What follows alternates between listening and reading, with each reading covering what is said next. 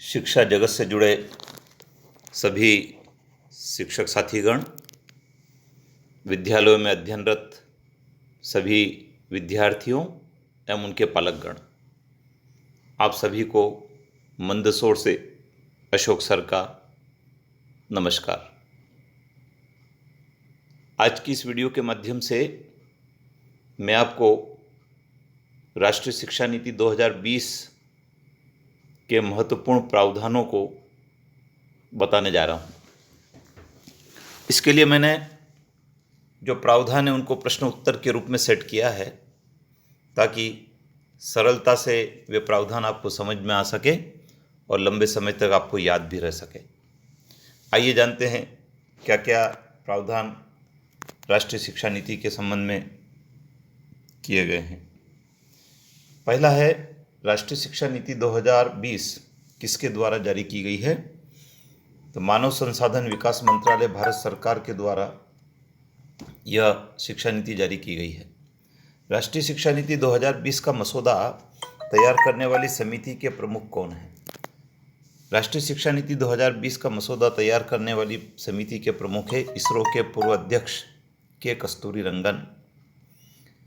नई राष्ट्रीय शिक्षा नीति किस पूर्व शिक्षा नीति की जगह लेगी? शिक्षा नीति 1986 की जगह लेगी। नई शिक्षा नीति में कितने अध्याय बनाए गए हैं? नई शिक्षा नीति में 27 अध्यायों को शामिल किया गया है।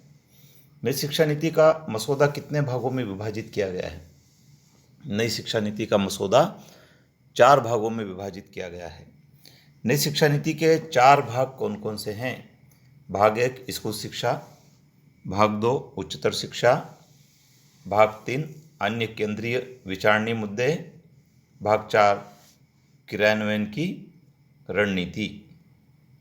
अगला प्रश्न है, नई शिक्षा नीति में भाग 1 स्कूल शिक्षा के कितने अध्याय बनाए गए हैं? 8 अध्याय बनाए गए हैं। नई शिक्षा नीति में भाग 2 उच्चतर शिक्षा में कितने अध्याय बनाए गए हैं? उच्चतर शिक्षा के 11 अध्याय बनाए गए हैं। नई शिक्षा नीति 2020 को भारत सरकार के द्वारा किस दिनांक को स्वीकार किया गया है या घोषित किया गया है? 29 जुलाई 2020 को घोषित किया गया है। भारत में कब से राष्ट्रीय शिक्षा नीति के मसौदे बनना प्रारंभ हुए हैं?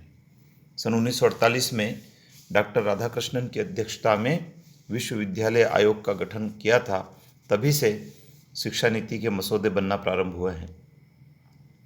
राष्ट्रीय शिक्षा नीति में मानव संसाधन विकास मंत्रालय का नाम क्या रखने का फैसला किया गया है? मानव संसाधन विकास मंत्रालय अब शिक्षा मंत्रालय के नाम से पहचाना जाएगा।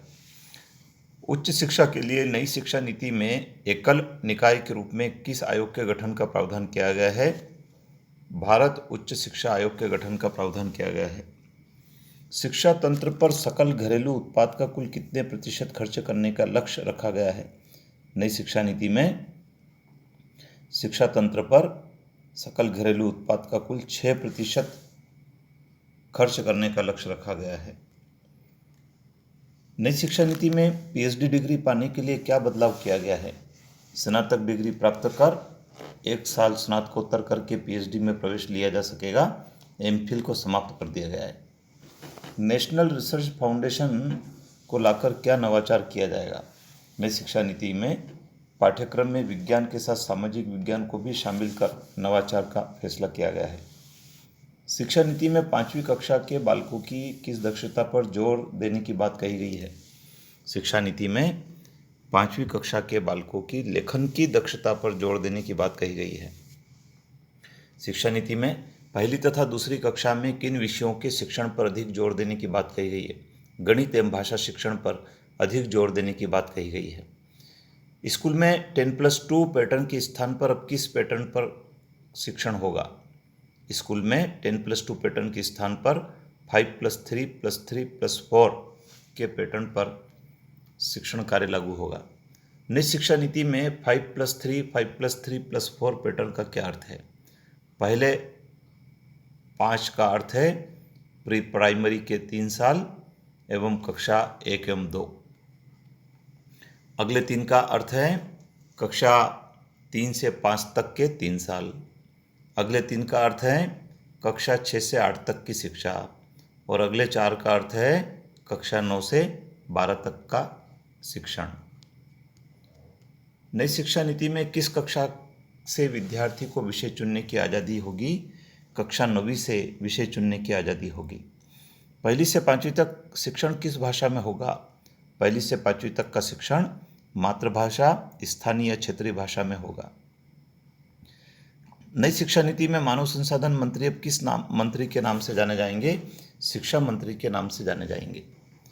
कितने साल बाद भारत में नई शिक्षा नीति लागू की जा रही है? 34 वर्ष के बाद। इसके पूर्व 1986 में लागू की गई थी। नई शिक्षा नीति में विदेशी भाषाओं की पढ़ाई किस लेवल से होने की बात कही गई है? सेकेंडरी लेवल से होने की बात कही गई है। वर्ष 2030 तक स्कूली शिक्षा में GER, ग्रास एनरोलमेंट रेशो, सकल नामांकन अनुपात कितना रखने का लक्ष्य रखा गया है? वर्ष 2030 तक GER 100% रखने का लक्ष्य रखा गया है। वर्ष 2030 तक माध्यमिक स्तर तक एजुकेशन का क्या लक्ष्य रखा गया है? एजुकेशन फॉर ऑल का रखा गया है। नई शिक्षा नीति के अनुसार कितने करोड़ बच्चों को दोबारा मुख्य धारा में लाया जाएगा? 2 करोड़ बच्चों को दोबारा मुख्य धारा में लाया जाएगा। स्कूली पाठ्यक्रम 5+3+3+4 पैटर्न में आयु की क्या रेंज रखी गई है?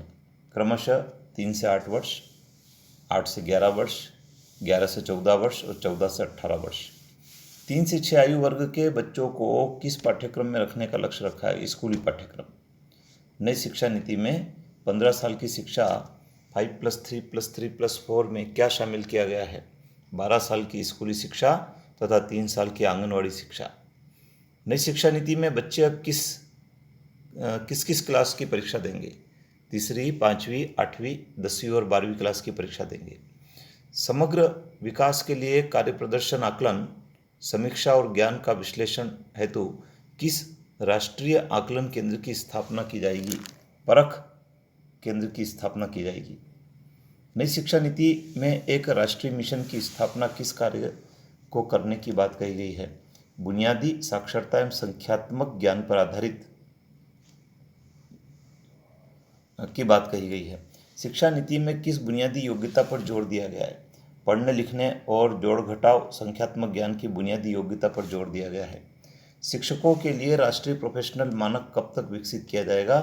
वर्ष 2022 तक विकसित किया जाएगा। सन 2030 तक किस आयु वर्ग के प्रत्येक बच्चे को गुणवत्तापूर्ण शिक्षा प्रदान करने का लक्ष्य रखा गया है?